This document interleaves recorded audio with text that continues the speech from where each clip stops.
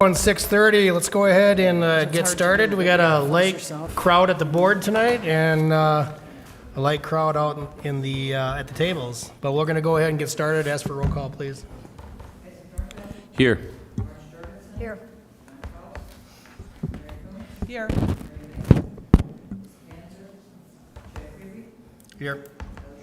Here. Here. Join me in the Pledge of Allegiance.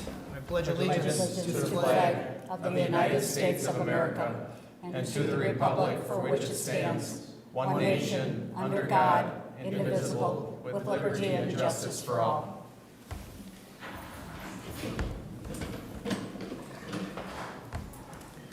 All right, we got minutes from the regular meeting, May 12, and special meeting, May 12.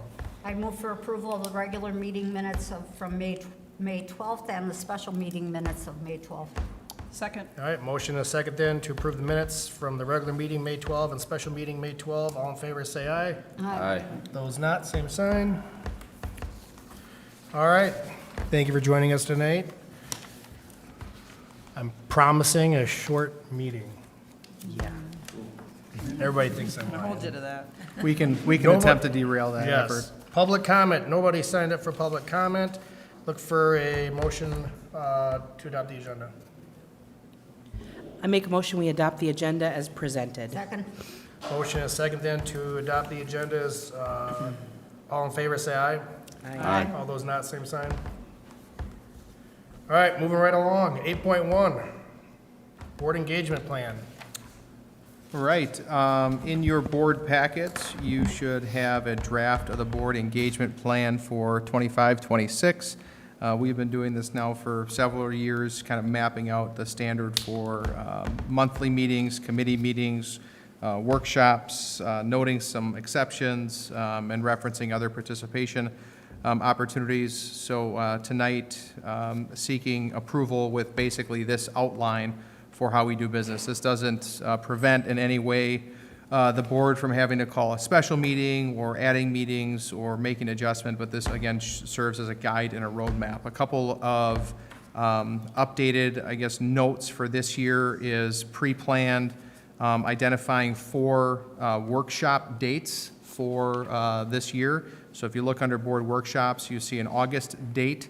That August 18th date would be the workshop that the board would hold to basically dive into our strategic plan work as indicated through our key performance indicators, which we'll be talking more about at the board workshop later this month, as well as school success plans. So that would be our August workshop as we've had in the past.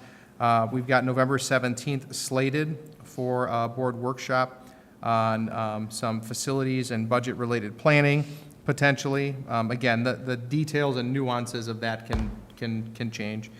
December, putting a placeholder in there for strategic planning. We wouldn't have committee meetings on the months we have workshops, and December 15th might be advantageous for us, particularly in the first year of what's going to be a new strategic plan with this focus on our continuous improvement. So there'll be some updates and opportunities to discuss some of the conversations we've had with stakeholders, as well as some of the additional kind of layers and details that we will have added in that first year. There's kind of this growing or development part of the strategic plan. And then February 16th, rather than having a discussion through teaching and learning committee in February, to not have committees and to have another workshop where the whole board talks through and discusses mid-year performance data as presented by each of the buildings. So getting a detailed look at that mid-year data as referenced through our progress monitoring tools internally. Some board meeting exceptions are noted. Again, September, just an adjustment on the date that we have the meeting. That allows certain board members and other leaders to participate in supporting the Beaver Dam Scholarship Foundation event. October, the reason again for the change in the cadence of that is associated with the budget hearing. So we have the budget hearing and then the board meeting immediately following. That means that committee's actually prior to that. Other committee participation, I believe, is noted. Board committees President Preview, you've established that. Yes. And then schools of the month, you see, just kind of to make sure that we're rounding out the whole school year, the one thing that we did is December, we would not have a separate call-out for school of the month, which actually works well. There's a lot of other things going on across all of our buildings associated with holiday concerts or other events. So we'd have an October, November school of the month, and January, February, March, and April. And then there's other things that are referenced. Mary would continue to update the engagement calendar that's been made available for the board to sign up for other events, et cetera. I will reference, just as a little bit of a preview, I anticipate some subtle adjustments to staff and parent advisory, just the structure, some of the formatting, and dates associated with that. It's not going to take away any opportunity for board members to engage in that, but just to foreshadow, just some subtle adjustments to increase opportunities for parents to participate. Everybody's busy, and we want as many people to feel comfortable doing that, as well as staff. So that is the draft of the board engagement plan. Again, it is in your board packet for reference if there are any questions. Any questions, comments about the engagement plan as it's laid out? Pretty similar to Yep. previous years. Any reservation about, I think we've talked before about identifying those non-committee months and just locking in workshops? No, that's No. helpful. Okay, Yes. good. And then as Mark noted, Mary updated the committee and representation document that's in your board resources folder. So basically, everything stayed the same as previous year. The only change was, we do have a local partnership reps. We don't use it very often, but in the case we do, we just changed 2 names of 2 board members that had interest in that. Otherwise, everything stayed exactly the same as last year's. Any final questions for Mark? So do we need a motion for approval on this? Sure. We have in the past. I move we approve the board engagement plan for 2025-2026 as presented. Second. All right, we have a motion and a second to approve the board engagement plan for 25-26. All in favor, say aye. Aye. Those not, same sign. All right. Staff handbook. All right, staff handbooks. It's my honor to present on behalf of Dr. White this evening, staff handbook update. So the next 2 agenda items are these, this agenda item and the next agenda item were both items that were discussed in operations as kind of a matter of how we've done things in the past. With the topics such as this, these come forward during the reports by administration. So again, this has already gone to the operations committee for some discussion and feedback. There is a board brief in your board packet, provides a little bit of background. So every year we review our handbooks for accuracy and update them as needed. Most of what we are updating are names of individuals holding board or administrative positions. Sometimes there are also a few additional items. Specifically, Mr. Cashman and Dr. White met with BDA leadership for a meet and confer. And the leadership asked about consideration of increasing personal day allotment for certified staff, at least to match support staff. It's noted that many other districts have 2 days of personal time for each teacher per year. So in the recommendation, you'll see that the administration worked to consider that request. In the second bullet, one of the changes recommended is moving from a 10 sick and 1 personal day structure to a 9 sick and 2 personal day structure for certified staff. Again, that just kind of increases the opportunity for flexibility of use of an additional day. You'll also note in the recommendations layoff and non-renewal language to be updated in the handbook for clarity purposes. Removing the quote-unquote term block classes from the hourly additional pay structure in the back of the certified handbook appendix. And then all other red lines are editorial in nature, and feedback from the board has been reviewed and accepted as included in the packet and through conversations at operations committee. So the board does have a red line copy of any nuance, regardless of how subtle they are.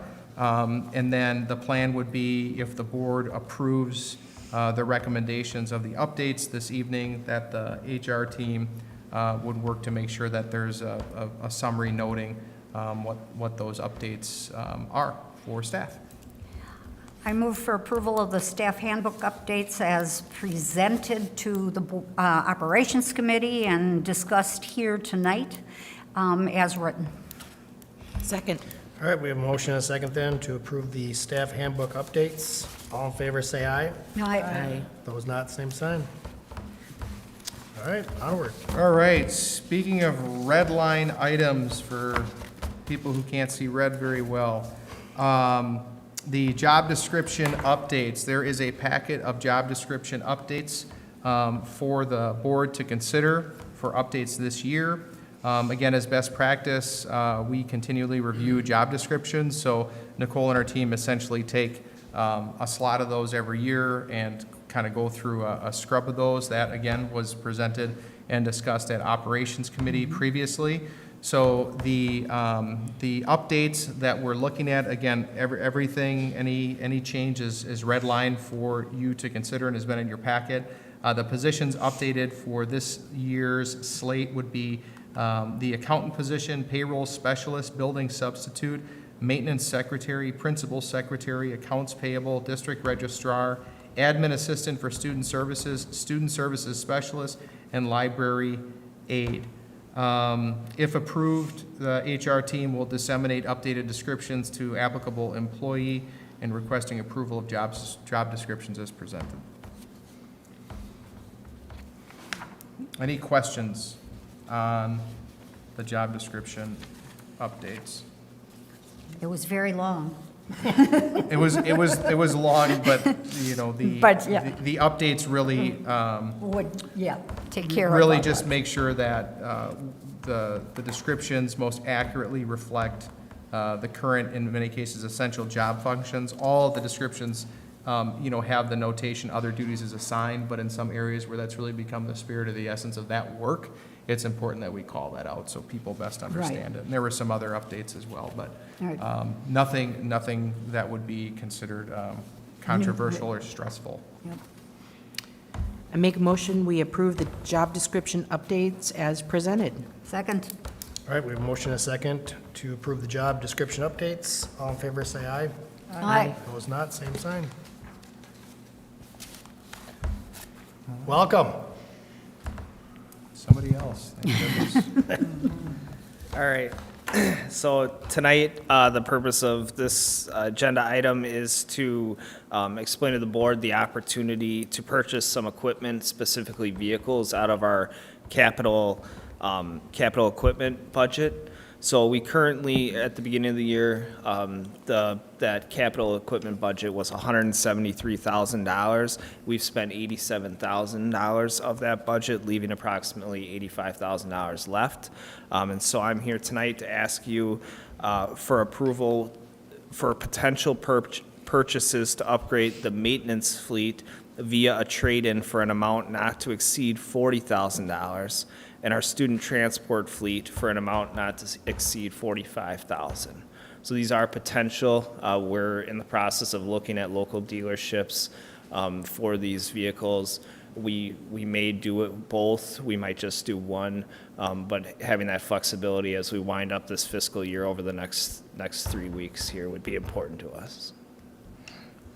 Are we looking for new ones or a little used? Yes, most likely they would be new or still under warranty with limited miles. And they would be white. It's important. That supports the logoing. Yes, and the logo. So do you want to talk just real briefly about why, like, from a timing standpoint, we do this, and then why essentially we're requesting pre-approval? Because the board needs to approve purchases when they're in excess of a certain amount, regardless, right? So the intention of this is to provide some flexibility, and then the timing of this as we get close to the end of the fiscal year. Can you speak to that? Yeah, so currently we have 2 payrolls left in the year, and those, I can see the benefit piece of the Fund 10 budget is pretty nailed down. The 2 payrolls, there's a few variables with some hourly wages that are still not unknown, but can fluctuate a little bit. And then as we move forward the next couple weeks, we'll make a decision on our OPEB contribution. We'll wrap up some of our other budget line items. But this, having the approval for the potential purchases gives me the flexibility that if our payroll is skewed, even 0.25% one way or the other, then we maybe pull the trigger on this and maybe don't. We do currently, in our maintenance fleet, we have a maintenance van that we're just not utilizing as much as we had previously. And so trading that in for a maintenance vehicle that makes more sense to our operations right now would be beneficial to that department. And then as far as student transport, we're always trying to stay ahead regarding maintenance. We have some aging vehicles, and so updating that fleet would be beneficial, and we will be doing that, if not this month, in the next fiscal year. But if we can bring it forward and get it taken care of in 24-25, that alleviates some pressure on our 25-26 budget. But we've really made a commitment as a district a number of years ago to not let our fleet get decrepit and have to replace them all at once, which I think we've had to do before. Correct. We try to keep them on some type of, basic rotation. We've got a number of vehicles that, have well over 100,000 miles, which is great. That doesn't mean that a vehicle's not good. We keep up regular maintenance, we keep up with our routine maintenance. We use local partners to help support some of those efforts. We do a number of things on our own. It's important that when possible, we refresh the fleet. I make a motion, we approve the equipment purchases as requested. Second. All right, excuse me. We have a motion and a second then to approve the equipment purchases as presented. Roll call vote, please. Yes. Yes. Yes. Yep. Yes. Yes. Thank you. Thank you. All right, moves us on to reports by the board, and we'll start with Operations Committee. Operations met on May 19th, and Isaac and Joanne and myself were present. John Kraus was unable to attend. But we heard from the representatives from Plunkett Rasick Architects and C.G. Schmidt and having an update on the referendum project. And the progress on Washington Elementary School was renovation, including renderings of the classrooms, common art and music spaces was listed. And the middle school update included site plans, proposed floor plans, and exterior renderings. And then we typically have a referendum projects monthly update, and that for the month of May is out, and anybody can read that. And I don't know if Joanne has anything I to... do. I just have a short update. Okay. On the middle school this month, further development is proceeded on the exterior facade. We have worked on the interior spaces and advanced that significantly. And most of the focus there of what we've been working on is how students, staff, and the community use that space to make sure that we've planned efficiently for now and for the future. And then we talked about engineering systems such as HVAC, plumbing, and some electrical on how that will lay out in the building. On Washington Elementary, you can see driving by that the brick installation has started along with the roofing work. That should be completed next month along with the concrete slab. Exterior brick and metal panel installation will be pretty complete by the end of next month, and the mechanical, plumbing, and electrical rough-in work will begin. And for district-wide improvements as part of the project, the playgrounds at Jefferson and Prairie View will be going this summer. The ADA accessible improvements at the high school in Jefferson, safety improvements at the high school in ESC, and the new varsity community softball field at the high school are projects that have been budgeted for and will be completed this summer. Okay. Anybody have any questions for Joanne? Did I steal your thunder? Yeah.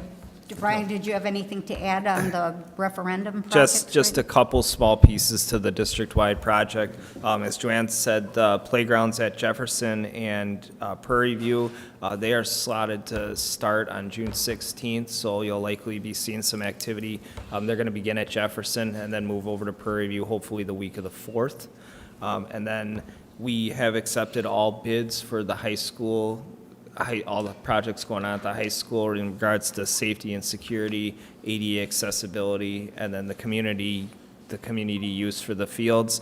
So those have all been accepted and have come in right in line with our budget. So we're right within a couple $1,000s where we thought we'd be at the beginning of the year. The ESC is also slotted to have those safety and security and lighting projects take place this summer. That likely will be sometime in July when that project begins. Yeah, that's it. Okay. Thank you. You want to just stay there, Brian? Because at the Operations Committee, you presented a recommendation involving the increase of milk prices and for lunch and at the high school bar, customizable bar price for some increases. So do you want to make that, that recommendation now? Yep, there were two recommendations for price increase for the 25-26 school year. The first one was on a carton of milk to increase 5 cents from 50 to 55 cents. And then the second increase would be for the high school customizable bar meal. This would include like the wing bar, nacho bar, pasta, salad. So that would have an increase of 10 cents from $3.40 to $3.50. Does that include gratuity? It does not include gratuity. And then that milk price increase does not affect lunch pricing that lunches that include milk, is that accurate? That's correct, yeah. Okay. It would only be for extra milk that you Got buy it. on the side.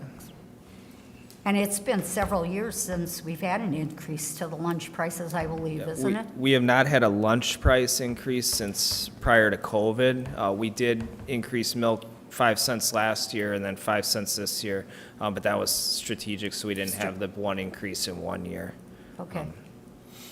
So, I guess at this, I'll make a motion that we accept the recommendation for the increases to the milk prices and to the high school bar, customizable bar prices as presented. All right, excuse me. We have a motion and a second to increase the meal prices as presented. All in favor, say aye. Aye. All those not, same sign. Okay.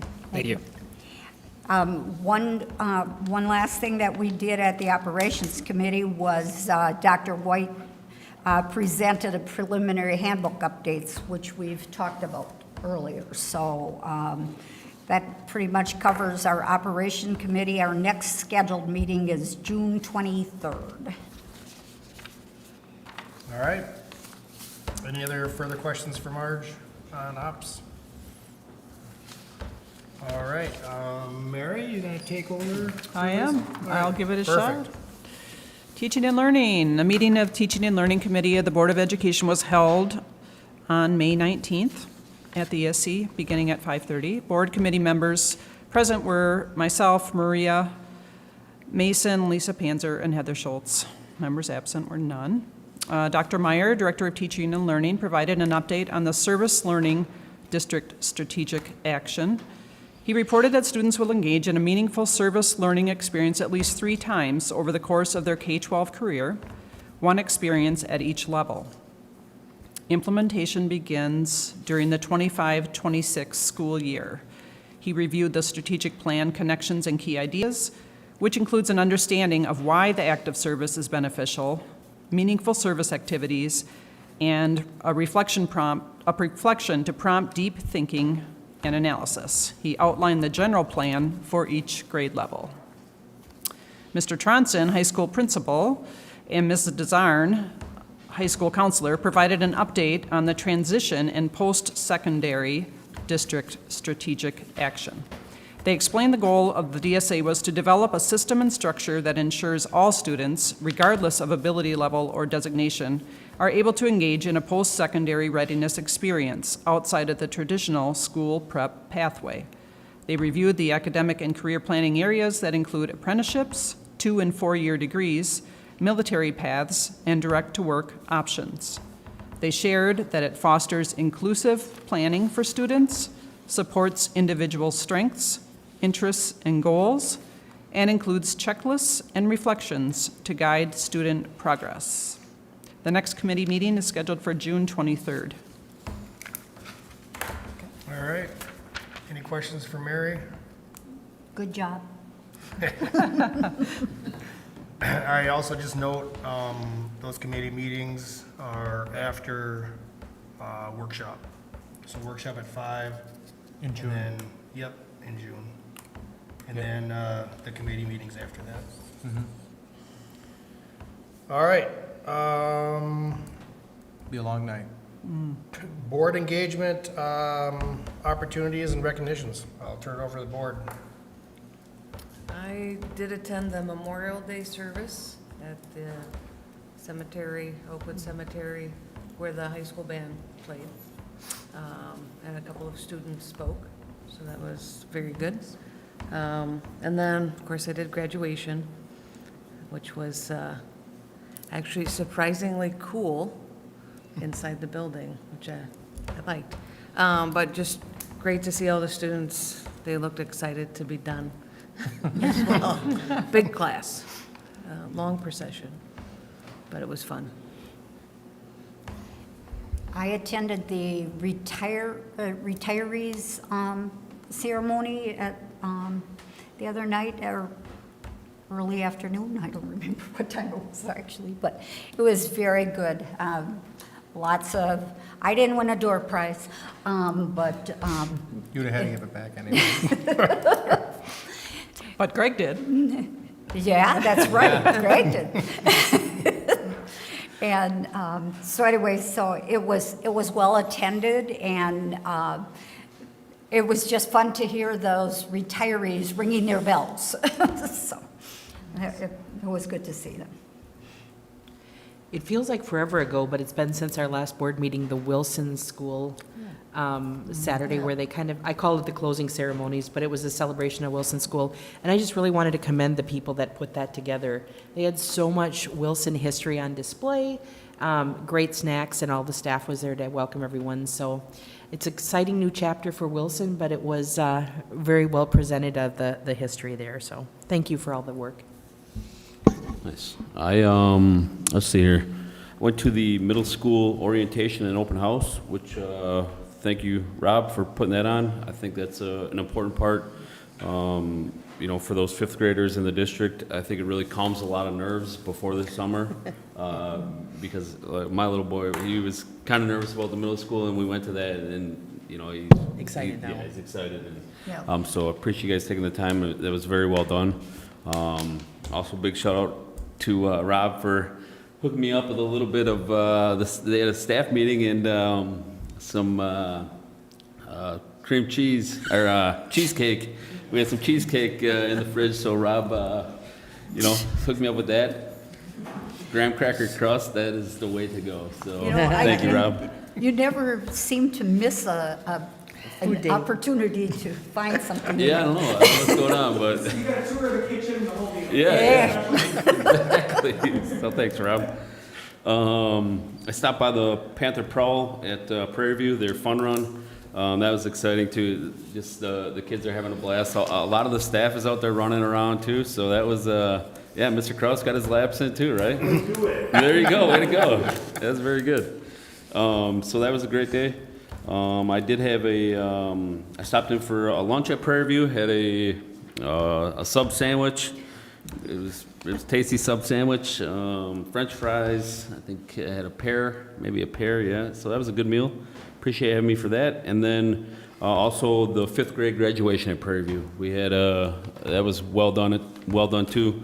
Lots of families showing up and lots of smiles all around. So thank you guys for putting that on as well. I was also at the retirement ceremony, celebration, I guess it's called, right? And it was, yeah, I agree that it was well done. Nice job by Mark, and just a lot of our appreciation out to the staff that retired. There was a lot of years leaving the district this year, so. All right, I got a few. All right. Just hats off to Russ and his team on graduation. Went very, very well. Been to a number of high school graduations. That one was very, very smooth, very, very well done. Most of them are. So, but it was really well done. So thank you. As well as other end of the year celebrations, had a lot of positive feedback from different community members and families, whether it was 8th grade promotion, and the great job that Rob and his team did, or some of the 5th grade celebrations. Just really, really nice to celebrate people and recognize them for a job well done. I'd like to also thank our SROs for another successful year of working through the program that we're fortunate to have, and our board continues to support in partnership with the city. All of our SRO, we partner with the evaluative practices with the police department, so Tiffany runs point on that. So everything on that end has been taken care of for this year, and all of our SROs have completed their reports as well and gotten us that information to use for planning forward. So on top of it being a great year, we're really dialed in from a process standpoint, which is great. I'd like to commend the summer school team. Summer school kicked off officially today. Staff were in last week getting last minute details situated. But summer school started today, and for a first day, I think pretty well. I talked to Caitlin and some of the team members at Prairie View. It was a hopping place. There's always a couple of days of learning curve, people just orienting with the campus that don't maybe interact with it as much during the school year if they're attending a different school. But overall, really, really well done. Our team's very responsive. It was well planned, so optimistic about the rest of that. Summer school experience at all levels. And then last but certainly not least, relatively hot off the press, Jefferson Elementary, Lincoln Elementary, and Wilson Elementary have been recognized by the state as being part of the most recent slate of Wisconsin Schools of Recognition. So hats off to them. Just a regrounding to be selected for that. A school must be eligible for Title I funding, meet or exceed expectations, have no negative identifications for school improvement, demonstrate quality, performance, and attendance and achievement, and meet testing thresholds. And those 3 schools accomplished that, and actually the official designation for their Wisconsin School of Recognition is, I'm going to try to find the term here, high-impact schools. So they've been identified as high-impact schools. So essentially what that means is that if you look at those schools and compare them to other like schools across the state, they outperform those schools. So that's something that we need to celebrate. So we will push out a press release in the near future for that. And then Mary and our social media team will get some other things out there. But just for context, at the state and national level, again, our district has 3 blue ribbon schools, has 27 School of Recognition awards prior to today, we'll call it, and then after today, 30.